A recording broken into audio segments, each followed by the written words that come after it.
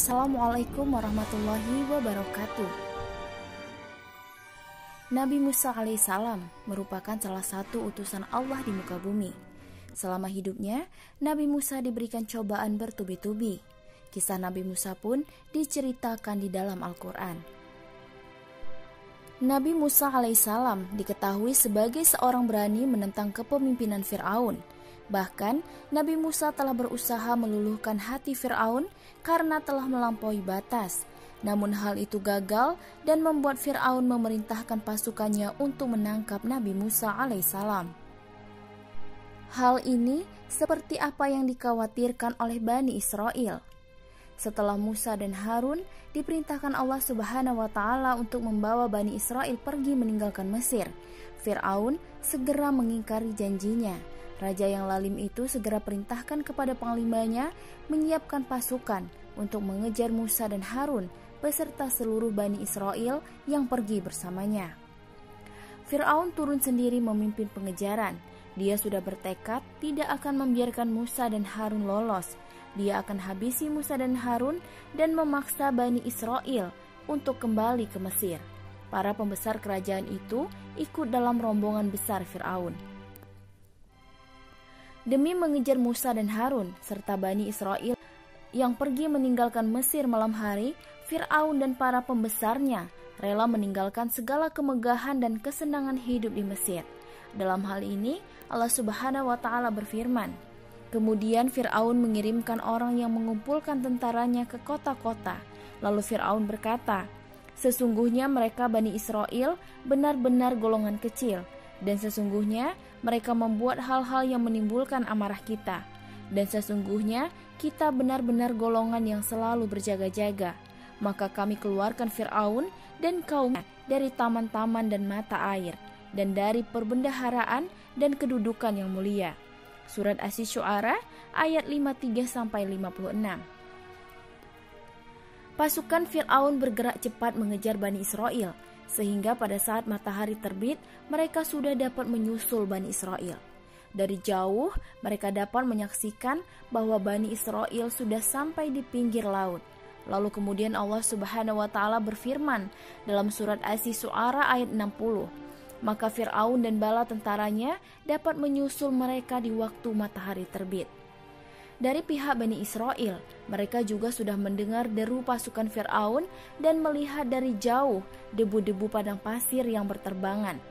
Bani Israel semakin cemas, takut, dan terbayang nasib buruk yang akan menimpa mereka. Pada saat itulah mereka berkata kepada Musa dengan cemas, sesungguhnya kita benar-benar akan tersusul. Lalu Allah Subhanahu wa Ta'ala berfirman dalam surat Asy-Syu'ara ayat 61, maka setelah kedua golongan itu saling melihat, berkatalah pengikut-pengikut Musa, sesungguhnya kita benar-benar akan tersusul. Memang secara logika, Bani Israel pasti tersusul oleh pasukan Fir'aun, sebab tidak ada lagi jalan untuk menghindar atau lari, karena di depan mereka laut dan di belakang mereka musuh mengejar. Lalu mau pergi kemana menyelamatkan diri? Tetapi dengan penuh yakin, Nabi Musa menyatakan bahwa mereka tidak akan tersusul. Allah Subhanahu wa Ta'ala berfirman dalam surat Asy-Syu'ara ayat 62. Musa menjawab, sekali-kali tidak akan tersusul, sesungguhnya Tuhanku besertaku. Kelak dia akan memberi petunjuk kepadaku. Jika ditanya kepada Musa bagaimana cara untuk menyelamatkan diri dari kejaran tentara Fir'aun, tentu Musa juga tidak bisa menjelaskan. Tetapi Nabiullah tersebut yakin dengan mahiyatullah, yang dalam konteks ini Allah Subhanahu wa Ta'ala pasti akan menolong walaupun Musa tidak tahu caranya. Dia pasrahkan sepenuhnya kepada Allah yang maha mendengar lagi maha melihat. Lalu Musa teringat tatkala dia dan saudaranya Harun diperintahkan oleh Allah Subhanahu wa Ta'ala untuk pergi menemui Fir'aun. Mereka berdua takut Fir'aun akan menyiksa mereka berdua. Maka Allah memberikan jaminan akan selalu menyertai Musa dan Harun. Allah Subhanahu wa Ta'ala berfirman dalam surat Thaha ayat 46, janganlah kamu berdua khawatir, sesungguhnya aku beserta kamu berdua, aku mendengar dan melihat. Janji Allah itu menyertai mereka berdua, itulah yang membuat Musa begitu yakin mereka tidak akan tersusul. Musa menjelaskan kepada pengikutnya bahwa Allah lah yang menyuruhnya membawa Bani Israel ke tempat ini. Allah pasti menolong, dia tidak pernah menyalahi janjinya. Tetapi bagaimana caranya? Musa tinggal menunggu perintah Allah. Menurut Ibnu Katsir dalam kitab tafsirnya, paling depan dari barisan Bani Israel berdiri Harun bersama Yusha bin Nur dan seorang beriman dari keluarga Fir'aun. Mereka berdiri bingung di pinggir laut Kulzum, tidak tahu apa yang akan diperbuat. Di depan laut, di belakang musuh.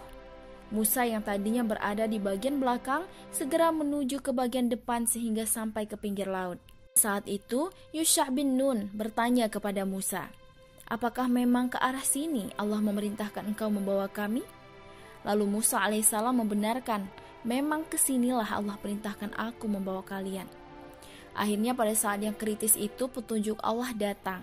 Lalu Allah Subhanahu wa Ta'ala berfirman, "Lalu kami wahyukan kepada Musa, pukullah lautan itu dengan tongkatmu, maka terbelahlah lautan itu dan tiap-tiap belahan adalah seperti gunung yang besar. Dan di sanalah kami dekatkan golongan yang lain dan kami selamatkan Musa dan orang-orang yang besertanya semuanya. Dan kami tenggelamkan golongan yang lain itu, sesungguhnya pada yang demikian itu benar-benar merupakan suatu tanda yang besar, mukjizat, dan tetapi adalah kebanyakan mereka tidak beriman. Dan sesungguhnya Tuhanmu benar-benar dialah yang maha perkasa, lagi maha penyayang." Surat Asy-Syu'ara ayat 63-68. Allah Subhanahu wa Ta'ala lalu memerintahkan kepada Musa alaihissalam untuk memukulkan tongkatnya ke lautan. Tanpa berpikir panjang, Musa alaihissalam langsung melaksanakan perintah itu. Di tengahnya terbentang jalan raya. Tanpa ragu sedikit pun, Musa, Harun, dan seluruh Bani Israel segera menempuh jalan tersebut sehingga sampai di seberang. Sungguh, pada saat itu mereka menyaksikan peristiwa yang luar biasa, mukjizat dari Allah Subhanahu wa Ta'ala. Setelah sampai di seberang, Musa ingin memukulkan sekali lagi agar laut yang terbelah kembali bertemu. Tapi Allah Subhanahu wa Ta'ala mencegah Musa, "Biarlah lautan itu tetap terbelah agar Fir'aun dan bala tentaranya menyusul." Dalam hal ini Allah berfirman dalam surat Ad-Dukhan ayat 24 yang artinya, "Dan biarkanlah laut itu tetap terbelah, sesungguhnya mereka adalah tentara yang akan ditenggelamkan." Melihat laut terbelah, Fir'aun masih sempat menyombongkan diri kepada pasukannya. Dia berkata, "Lihat laut terbelah untukku." Maka pasukan Fir'aun dan bala tentaranya ke jalan raya tersebut mengejar Musa dan Harun serta Bani Israel. Tapi sayang, persis saat mereka berada di tengah perjalanan, Allah Subhanahu wa Ta'ala perintahkan Musa kembali memukulkan tongkatnya ke laut. Maka laut kembali bertemu dan tenggelamlah Fir'aun dan para pembesarnya serta seluruh bala tentaranya. Sekarang raja yang sangat perkasa, sombong, lalim, dan sangat kejam tersebut tidak berdaya sama sekali menghadapi gelombang laut yang begitu besar, membanting tubuhnya ke sana kemari di tengah laut yang dalam tersebut. Dan pada saat itulah, barulah kemudian Fir'aun menyatakan beriman kepada Tuhan Bani Israel. Tapi kesadarannya sudah terlambat. Allah Subhanahu wa Ta'ala menolaknya. Dalam hal ini Allah berfirman, "Dan kami memungkinkan Bani Israel melintasi laut, lalu mereka diikuti oleh Fir'aun dan bala tentaranya, karena hendak menganiaya dan menindas mereka." Menurut sebagian mufasir, saat memukulkan tongkat itu Musa berkata, "Terbelahlah dengan izin Allah." Tiba-tiba laut terbelah dua, tiap-tiap belahan seperti dua gunung yang besar. Hingga bila Fir'aun itu telah hampir tenggelam, berkatalah dia, "Saya percaya bahwa tidak ada Tuhan melainkan Tuhan yang dipercayai oleh Bani Israel, dan saya termasuk orang-orang yang berserah diri kepada Allah. Apakah sekarang baru kamu percaya?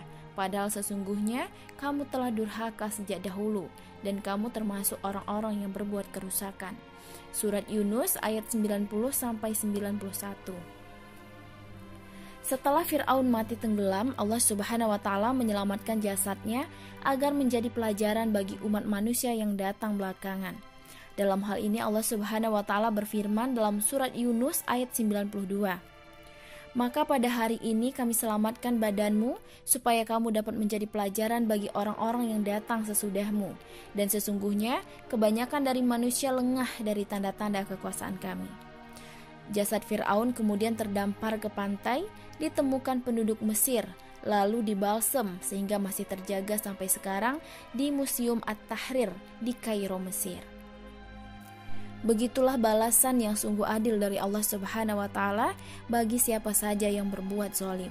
Nauzubillahi min zalik. Semoga kita semua bisa mengambil pelajaran dari kisah ini. Jika sahabat merasa video ini bermanfaat, silakan subscribe channel ini dan bisa share cerita ini ke siapapun, ke sahabat, saudara, ataupun yang lain. Wallahu a'lam bishawab. Wassalamualaikum warahmatullahi wabarakatuh.